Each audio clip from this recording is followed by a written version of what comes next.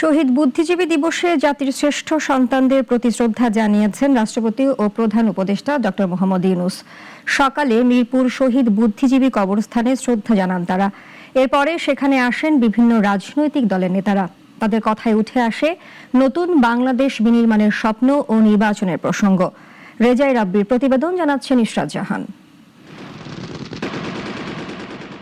৭১-এ বাঙালি জাতি যখন বিজয়ের দ্বার প্রান্তে, তখন দেশকে মেধাশূন্য করতে পাকিস্তানি বাহিনী ও তাদের দোসররা নির্মমভাবে হত্যা করে এদেশের প্রথিতযশা শিক্ষক, সাংবাদিক, চিকিৎসক সহ অসংখ্য বুদ্ধিজীবীকে।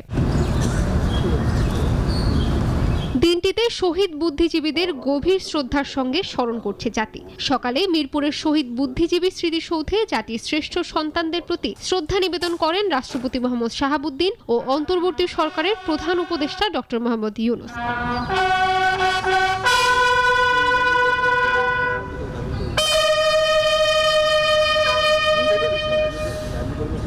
রাষ্ট্রপতি ও প্রধান উপদেষ্টা শহীদ বুদ্ধিজীবীদের প্রতি গভীর শ্রদ্ধা জানাতে কিছুক্ষণ নীরবে দাঁড়িয়ে থাকেন। এ সময় সশস্ত্র বাহিনীর সদস্যরা গার্ড অফ অনার প্রদান করেন। এ সময় বীর মুক্তিযোদ্ধা, উপদেষ্টা মণ্ডলীর সদস্য সহ সামরিক ও বেসামরিক কর্মকর্তারা উপস্থিত ছিলেন।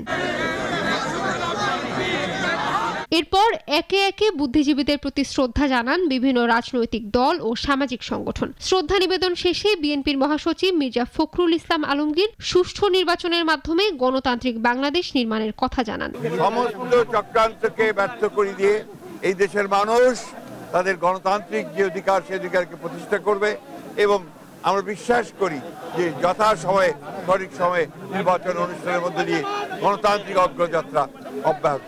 শহীদ বুদ্ধিজীবীদের শ্রদ্ধা জানিয়ে জাতীয় নাগরিক পার্টির আহ্বায়ক নাহিদ ইসলাম ওসমান হাদির ওপর হামলাকে নির্বাচন বিরোধী ষড়যন্ত্র হিসেবে বর্ণনা করেন। ওসমান হাদিকে যারা হত্যা চেষ্টায় লিপ্ত ছিল তাদেরকে কিন্তু এখনো গ্রেফতার করা সম্ভব হয় নাই। ন্যূনতম একটা জাতীয় ঐক্য আমাদের মধ্যে রাখতে হবে। আমাদের মধ্যে বিভক্তি থাকলে ফ্যাসিস্ট শক্তি সেটা থেকে সবচেয়ে বেশি সুবিধাপ্রাপ্ত হবে।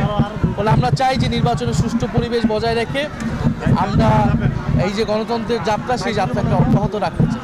বুদ্ধিজীবী দিবস উপলক্ষে দেশব্যাপী বিভিন্ন রাজনৈতিক, সামাজিক, সাংস্কৃতিক ও পেশাজীবী সংগঠন শহীদদের স্মৃতির উদ্দেশ্যে দোয়া, আলোচনা সভা ও মুক্তিযুদ্ধ ভিত্তিক চলচ্চিত্র সহ নানা ধরনের আয়োজন করেন। ইশরাত জাহান, নাগরিক।